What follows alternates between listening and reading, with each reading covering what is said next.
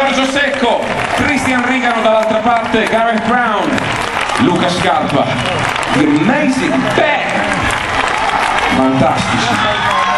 Allora questo è un momento nel quale saluto degli amici che sicuramente saranno presenti anche questa sera, perché vedo già lì degli striscioni, loro sanno bene che è arrivato il loro momento. Fatemi parlare degli amici dell'Avis che sicuramente in Sardegna si danno da fare, anche perché sapete benissimo che la Sardegna è una delle zone nelle quali c'è tantissimo bisogno di sangue. Quindi se ancora non siete tesserati Avis e non conoscete quanto semplice sia donare il sangue, perché non andate a trovare questi ragazzi al loro stand che oggi sono qui con noi ma sono in tutte le province sarde e che fanno del bene, anche perché bravi, esatto. Ah, pure i palloncini oggi, devo dire che voi mi avete stupito.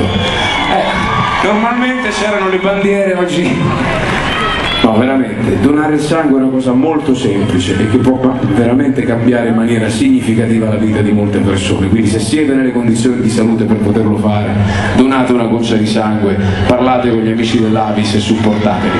Grazie Avis, questa è vostra e di chi vi supporta.